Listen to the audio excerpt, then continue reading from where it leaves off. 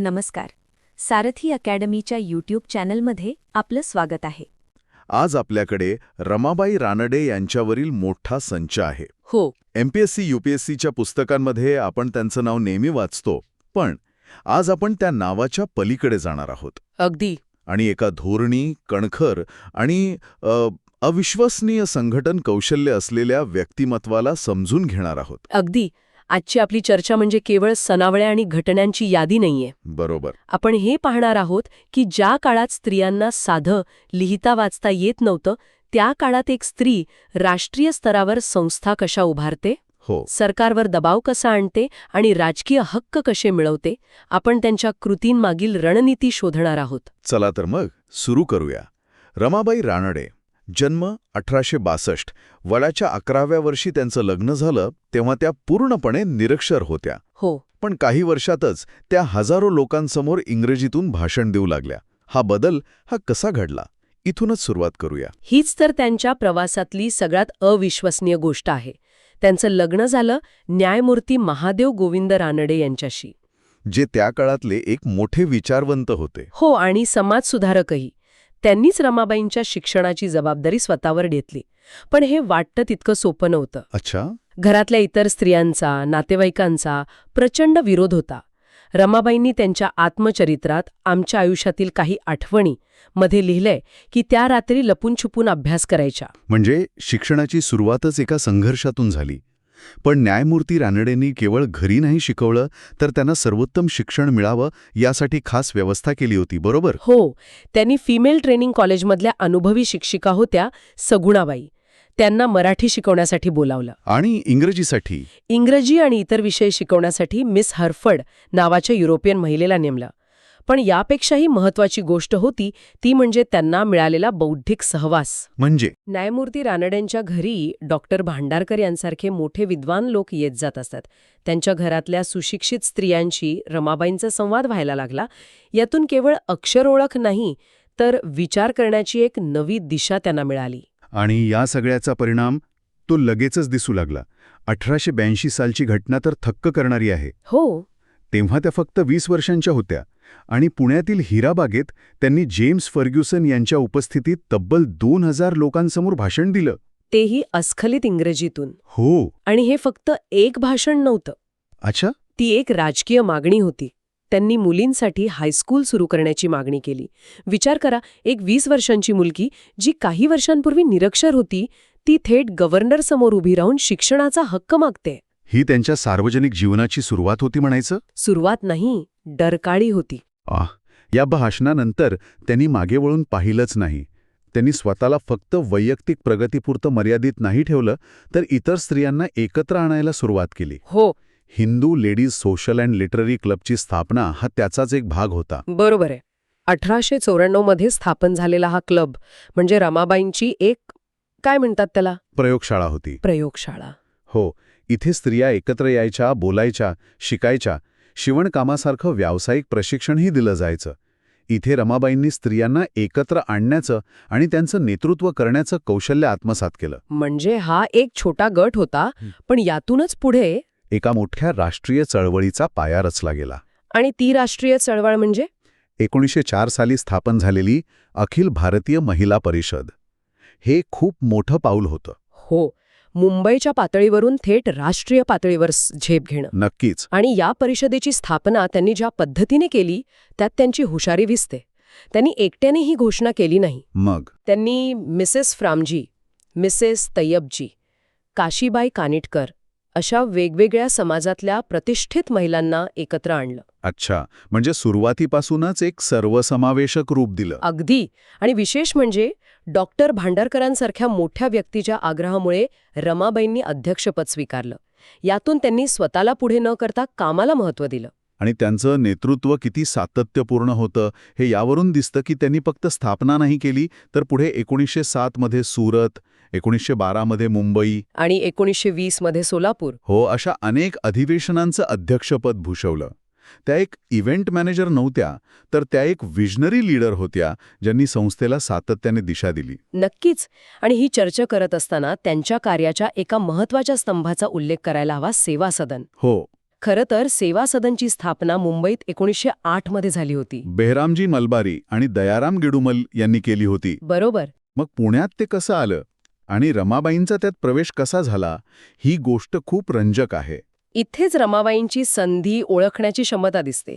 त्यांना माहीत होतं की पुण्यात निराधार पीडित स्त्रियांसाठी अशा संस्थेची खूप गरज आहे. हो. त्यांनी त्या संस्थापकांशी संपर्क साधला आणि 1909 मध्ये पुण्यात सेवा सदनची शाखा सुरू करण्याची परवानगी मिळवली. आणि सुरुवात कुठून केली? चक्क स्वतःच्या घरातून.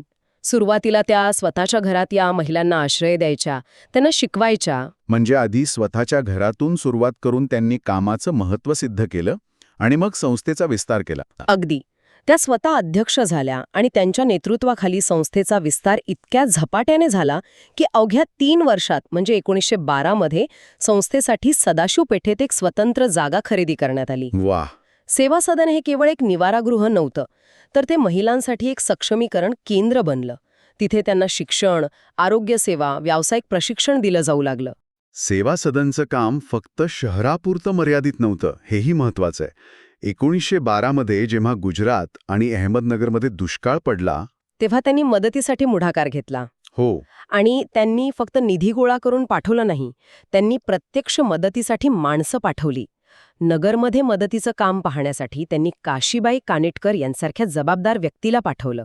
यातून त्यांची व्यवस्थापन कला दिसून येते. हो, आणि संकटाच्या वेळी जलद प्रतिसाद देण्याची क्षमता. त्या केवळ विचारवंत नव्हत्या, तर ग्राउंड लेव्हलवर काम करणाऱ्या कार्यकर्त्या होत्या. आणि त्यांच्या या व्यवस्थापन कौशल्याची दखल फक्त समाजानेच नाही तर ब्रिटिश सरकारनेही घेतली होती. जून 1904 मध्ये त्यांची येरवडा तुरुंगाच्या मानद अधीक्षक म्हणून नेमणूक झाली. ऑनररी सुपरिंटेंडंट. हो, हे पद एका महिलेला मिळणं हे त्या काळात अकल्पनीय होतं. याचा अर्थ खूप मोठा आहे. तुरुंग ही एक अत्यंत संवेदनशील जागा आहे. तिथे मानद अधीक्षक म्हणून एका महिलेची नेमणूक करणं हे दाखवतं की प्रशासनाचा त्यांच्यावर किती प्रचंड विश्वास होता. त्यांच्या निष्पक्षपातीपणावर आणि निर्णयक्षमतेवर. अगदी. त्या केवळ सामाजिक कार्यकर्त्या नव्हत्या, तर एक कुशल प्रशासक म्हणूनही ओळखल्या जात होत्या. आता आपण त्यांच्या कार्याच्या एका अत्यंत महत्त्वाच्या टप्प्याकडे वळूया, जिथे त्यांनी थेट सरकारी धोरणांना आव्हान दिलं. सक्तीच्या प्राथमिक शिक्षणासाठीचा लढा. हो, ही एक मोठी राजकीय लढाई होती. गंमत बघा, 1918 मध्ये मुंबई कायदेमंडळाने नगरपालिका क्षेत्रात 6 ते 11 वयोगटातील मुलामुलींसाठी प्राथमिक शिक्षण मोफत आणि सक्तीचं करण्याचा कायदा केला होता. हो, कागदोपत्री कायदा अस्तित्वात होता. पण त्याची अंमलबजावणी होत नव्हती. आणि इथेच रमाबाईंनी पुढाकार घेतला. आणि त्यांनी फक्त अर्जविनंत्या केल्या नाहीत. नाही, आपली खरी ताकद दाखवली. तो मोर्चा. हो, 12 फेब्रुवारी 1920 रोजी त्यांनी पुण्याच्या रस्त्यांवरून 2000 स्त्रियांचा मोर्चा काढला. विचार करा, 1920 सालचं पुणे आणि 2000 स्त्रिया रस्त्यावर उतरून आपल्या मुलांच्या शिक्षणासाठी सरकारला जाब विचारत आहेत. हे एक अभूतपूर्व दृश्य होतं. हे शक्ती प्रदर्शन होतं. यातून त्यांनी दाखवून दिलं की स्त्रिया आता केवळ लाभार्थी नाहीत, तर त्या हक्कांसाठी लढणाऱ्या नागरिक आहेत. आणि याच संघटन शक्तीच्या जोरावर त्यांनी स्त्रियांच्या मताधिकारासाठीची सर्वात मोठी लढाई लढली आणि जिंकली. हो, 1918 मध्ये त्या वुमेन्स इंडियन असोसिएशनच्या पुणे शाखेच्या अध्यक्षा होत्या. मताधिकाराची मागणी कशी पुढे नेली त्यांनी? त्यांनी एक बहुस्तरीय रणनीती वापरली. अच्छा. सगळ्यात आधी त्यांनी मुंबई प्रांतातील 20 प्रमुख आणि प्रभावित स्त्रियांची एक समिती स्थापन केली. यातून त्यांनी ह्या लढ्याला एका व्यक्तीचा लढा न ठेवता एक सामूहिक चळवळ बनवलं. आणि दुसरी आणि सर्वात महत्त्वाची गोष्ट म्हणजे त्यांनी हा लढा फक्त भारतात मर्यादित ठेवला नाही. म्हणजे त्या लंडनला प्रतिनिधी पाठवण्याबद्दल बोलताय का? हो, त्या काळात भारताच्या कायद्यांविषयीचे अंतिम निर्णय इंग्लंडमध्ये व्हायचे. तिथे जॉईंट सिलेक्ट कमिटी भारताच्या घटनात्मक सुधारणांवर काम करत होती. आणि रमाबाईंनी ओळखलं की खरा दबाव तिथेच टाकायला हवा. अगदी. म्हणून त्यांच्या समितीने 2 महिला प्रतिनिधींना थेट लंडनला पाठवलं, जेणेकरून त्या कमिटीसमोर भारतीय स्त्रियांची बाजू मांडू शकतील. ही एक आंतरराष्ट्रीय स्तरावरची लॉबिंग होती, अत्यंत धोरणात्मक खेळी. आणि त्याचा परिणाम झाला. जॉईंट कमिटीने मताधिकाराचा निर्णय भारतीय प्रांतांवर सोपवला. मग मुंबईत काय झालं? 27 जुलै 1921 मुंबई कायदेमंडळासाठी हा एक ऐतिहासिक दिवस होता. हरिलाल देसाई यांनी स्त्रियांच्या मताधिकाराचा ठराव मांडला. आणि तेव्हा सभागृहात जोरदार चर्चा सुरू होती. आणि त्या क्षणी प्रेक्षकांच्या गॅलरीत रमाबाई रानडे स्वतः उपस्थित होत्या. वाह! त्या केवळ एक मूक प्रेक्षक नव्हत्या, त्या आपल्या वर्षांच्या मेहनतीचं फळ काय मिळतंय यावर लक्ष ठेवून होत्या. त्यांची ती उपस्थितीच अनेक आमदारांवर दबाव टाकणारी होती. आणि अखेरीस तो ठराव 52 विरुद्ध 25 मतांनी जिंकला. हो, हा फक्त एक कायद्याचा विजय नव्हता. हा रमाबाईंच्या रणनीतीचा, त्यांच्या चिकाटीचा आणि त्यांच्या राजकीय दूरदृष्टीचा विजय होता. नक्कीच. आणि या सगळ्या कामातून वेळ काढून त्यांनी लेखनही केलं. त्यांनी न्यायमूर्ती रानडे यांची व्याख्याने या ग्रंथाचं संपादन केलं आणि आमच्या आयुष्यातील काही आठवणी. हो, हे आत्मचरित्र लिहिलं, जे त्या काळातील समाज समजून घेण्यासाठी एक महत्वाचा दस्तऐवज आहे. त्यांच्या कार्याची दखल ब्रिटिश सरकारनेही घेतली. 1913 मध्ये त्यांना केसरे हिंद ही पदवी मिळाली. या पदवीचं महत्त्व काय होतं? केसरी हिंद हे ब्रिटिश भारतात सार्वजनिक सेवेसाठी दिलं जाणारं सर्वोच्च नागरी पदक होतं. हे पदक मिळणं म्हणजे तुमच्या कामाला सर्वोच्च पातळीवर मिळालेली मान्यता होती. आणि एका भारतीय महिलेला हा सन्मान मिळणं वसाहतवादी सरकारकडून हे त्यांच्या प्रभावाची आणि त्यांच्या कार्याची उंची दाखवतं. आणि हा प्रभाव केवळ सरकारपुरता नव्हता. त्या काळातल्या कट्टर राष्ट्रवादी नेत्यांमध्येही त्यांना प्रचंड मान होता. हो, लोकमान्य टिळकांच्या मृत्यूनंतर झालेल्या शोकसभेचे अध्यक्षपद त्यांनी भूषवले होते. हे खूपच विशेष आहे. हे खूपच विशेष आहे, कारण त्या काळात राजकारण आणि समाजकारण यात तीव्र मतभेद होते. अशा वातावरणात टिळकांच्या शोकसभेचं अध्यक्षपद एका महिलेकडे आणि विशेषतः रानडे गटाच्या मानल्या जाणाऱ्या व्यक्तीकडे येणं हे दाखवतं की रमाबाई या सर्व राजकीय मतभेदांच्या पलीकडे गेल्या होत्या. अगदी त्या एक सर्वमान्य राष्ट्रनेता म्हणून ओळखल्या जात होत्या. 26 एप्रिल 1924 रोजी त्यांचं निधन झालं.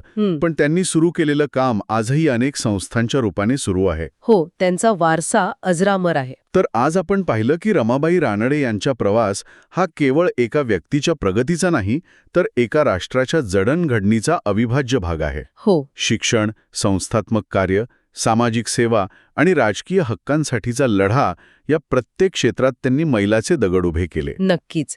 त्यांच्या संपूर्ण कार्याचा आढावा घेतल्यावर एक प्रश्न मनात येतो, जो विचार करायला लावणारा आहे.